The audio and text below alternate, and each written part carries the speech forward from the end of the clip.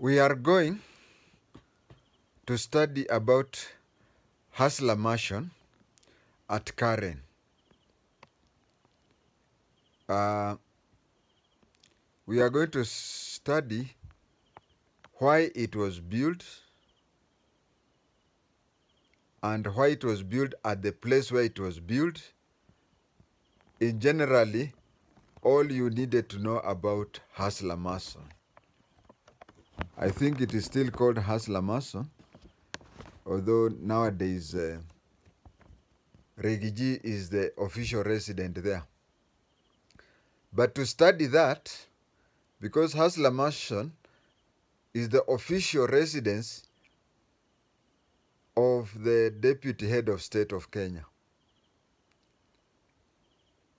It happens that it is possible for a house to continue using the same name even if the person who initiated that is no longer staying there. With this in mind, State House has another name called Thingira wa Iregi. And you see, that is the name that was given to it by Mzee Jomo Kenyatta.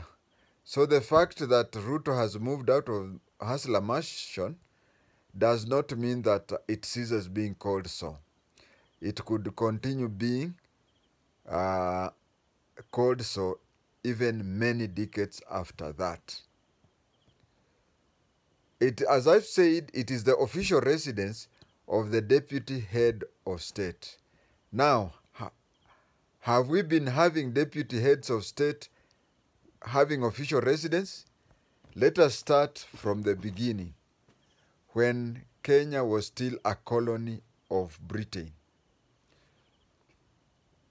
The governor used to stay at Government House. Government House today is called State House.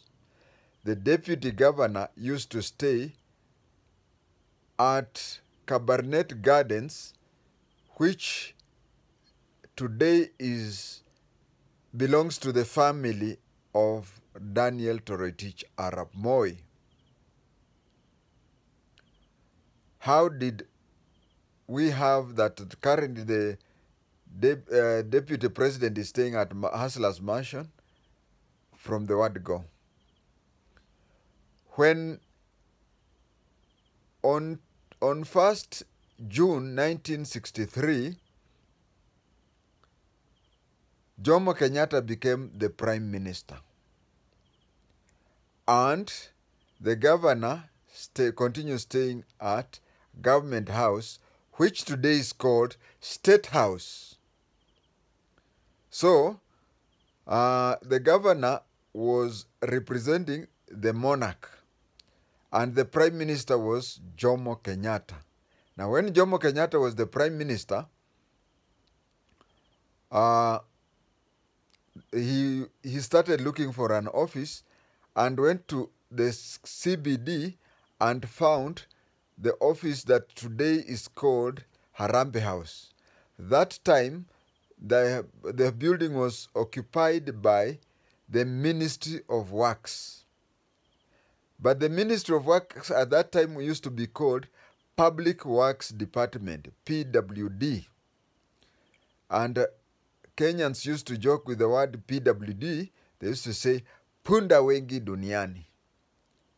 So he settled for that, and the Public Works Department were given other funds to look for elsewhere to go and construct a new headquarters. So they went uphill, a place that today is called Community, and constructed a new headquarters. That is why when you look at the Ministry of Works headquarters and the office of the President, Harambee House, they look alike. Later on, they were given more funds and they built a second building. So it is like there are two Harambee houses at community area. And why is it called the community area?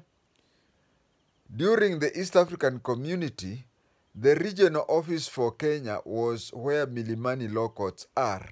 And that is why the area was called community, because of East African community.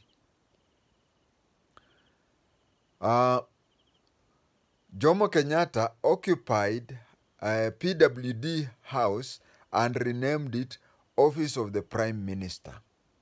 When he renamed it Office of the Prime Minister, he continued using that from Madaraka Day 1963 up to 6 months or so later, that is 12th December 1963, when Kenya became independent.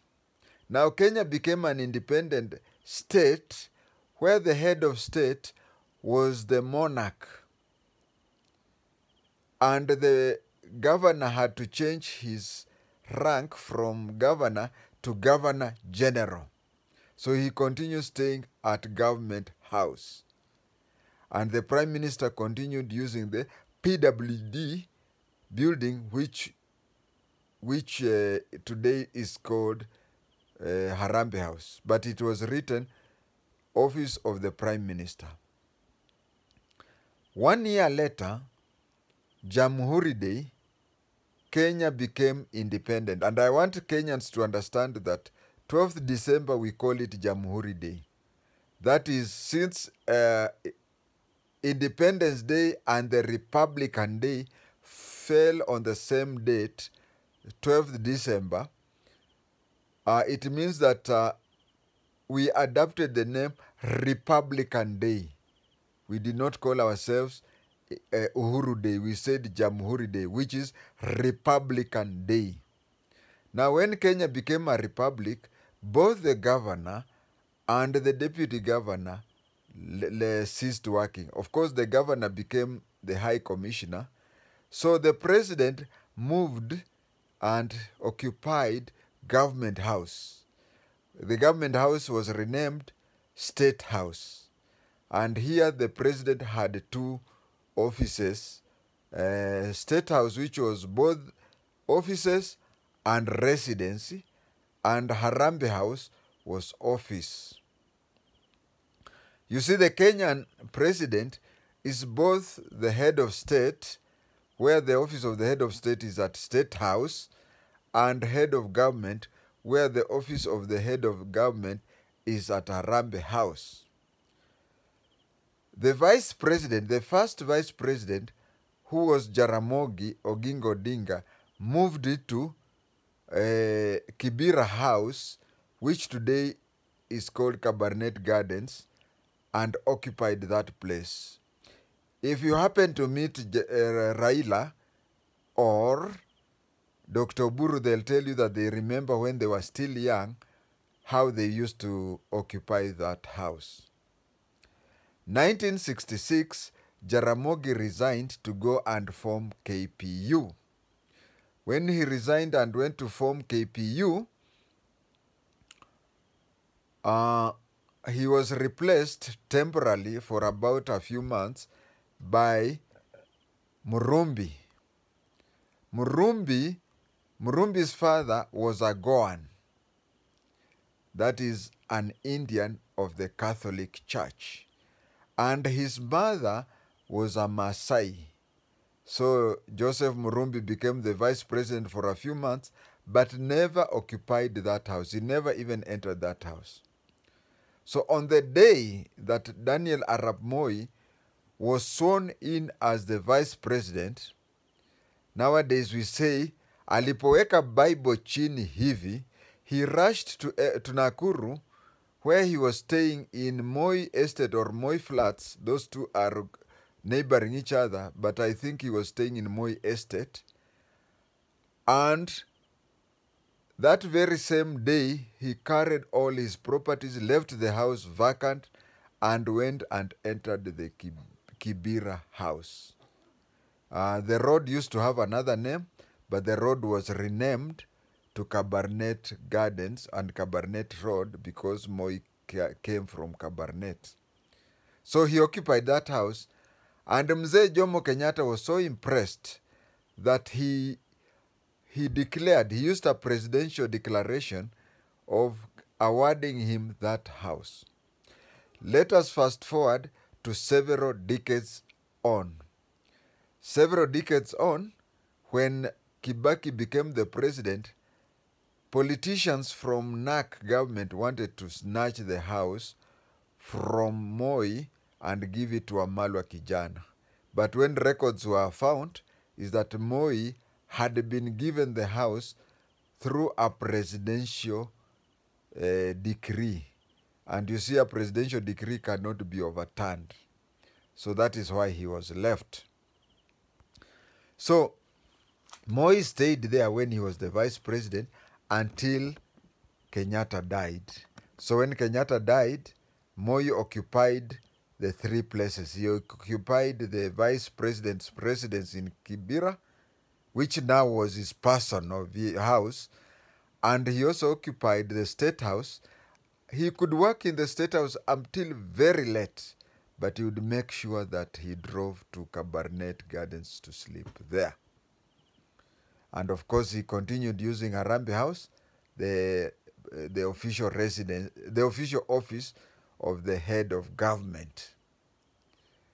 Now, Moi had Kibaki as his first vice president. Kibaki stayed in his personal residence in Muthaiga.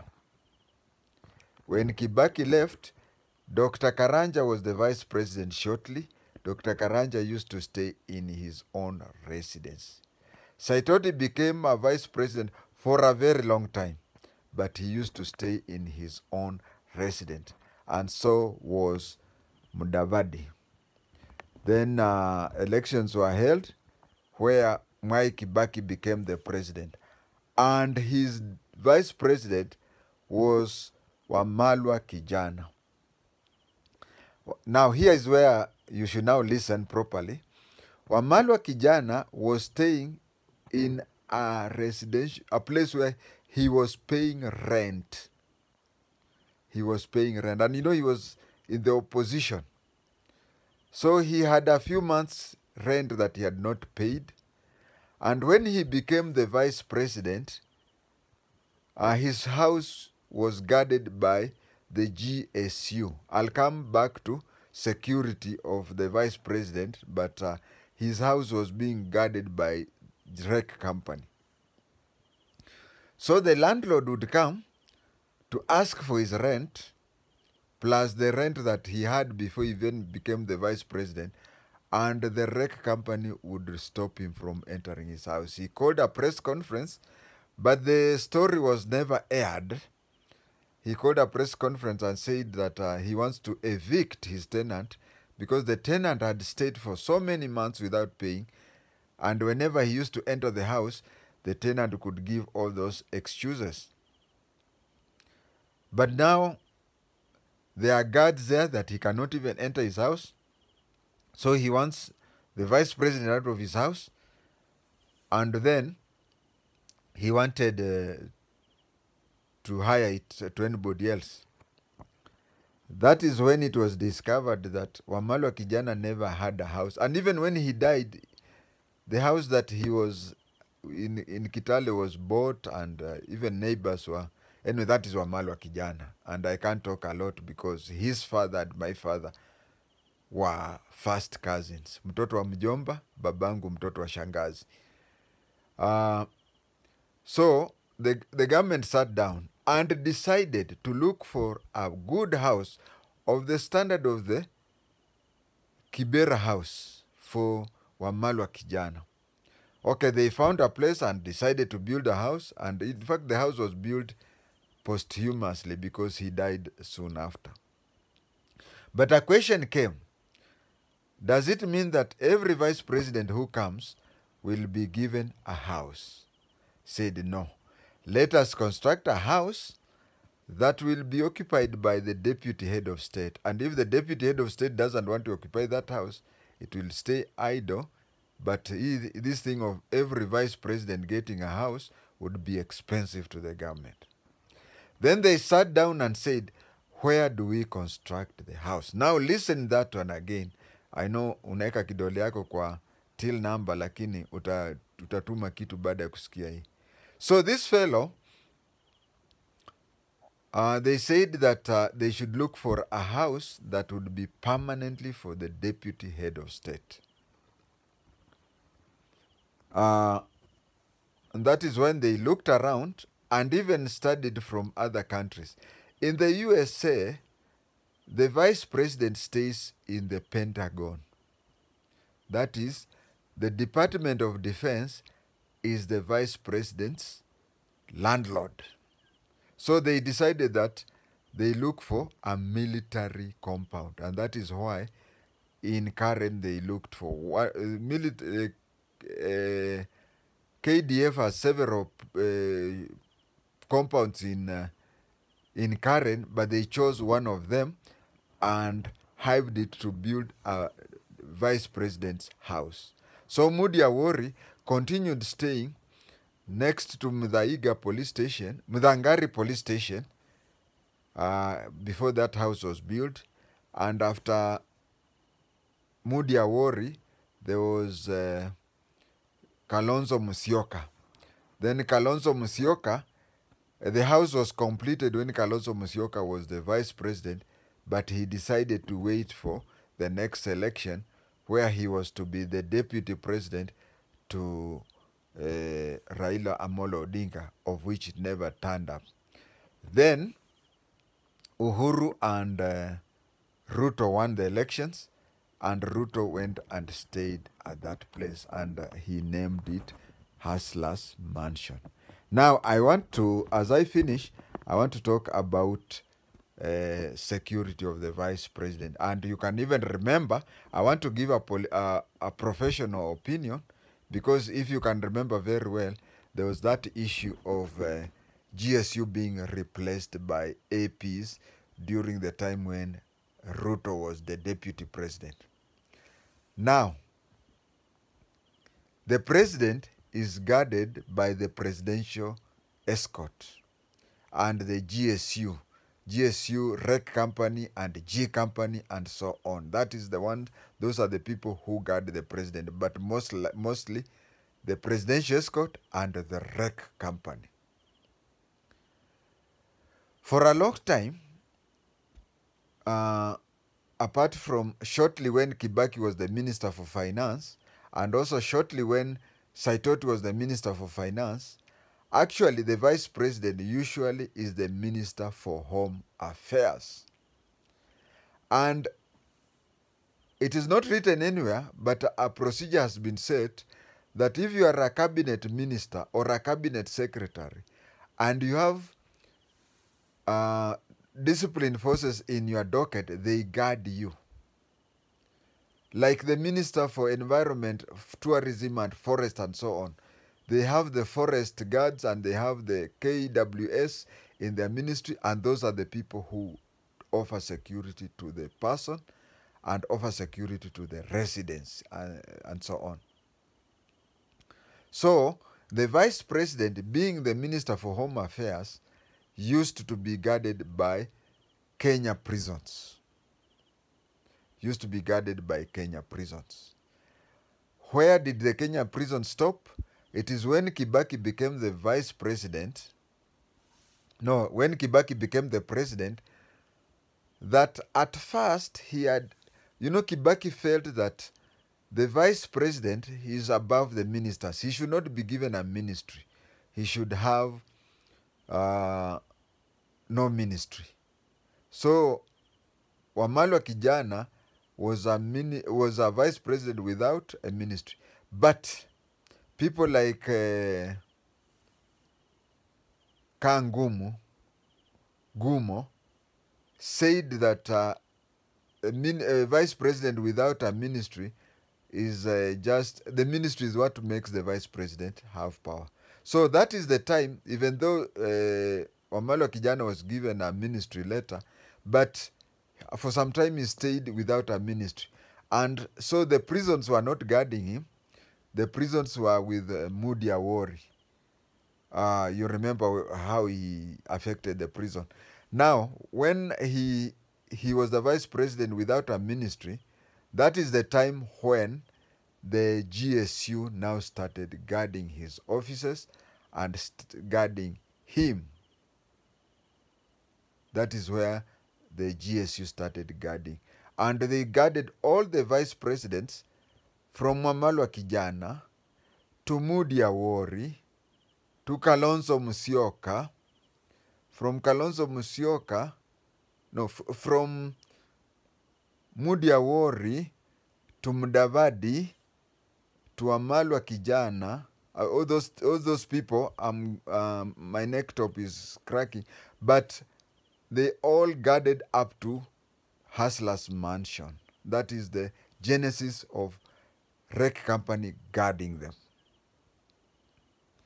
Up to the time of recording this, the security of the vice president has not been established. So the vice president, even Rigiji now, is being guarded on an ad hoc basis. Take it from an expert. Now, that is when they started guarding him. And it so happened that when Ruto, as the deputy president, and Uhuru, the relations was not good, Uhuru withdrew the Rec Company from Hustler's Mansion. And what remained? You see, a lawyer can argue in any debate. There is a section in the AP called Critical and Infrastructure Protection Unit.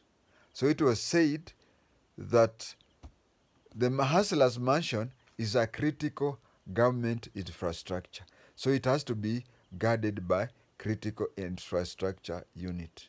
I remember when the Parliament's Committee on Security called Matiang'i and asked him, Matiang'i told them, if you really want the Hustler Mansion to be guarded by Rec Company, you change the statutes. And if you change it, the following day, I'll take there the Rec Company. And you know the story ended there because politicians just want there to be heading. They were saying they summoned the minister. I believe that it should be made that in such a way that just like the Rec Company and presidential escort are guarded by Rec Company, it should be made such that I believe today Rigiji is being guarded by Rec Company, but I think it should be there in a deeper ink, not a pencil which can be rubbed and rewritten, so that the current and future presidents do have Rec Company guarding them as a right. Thank you.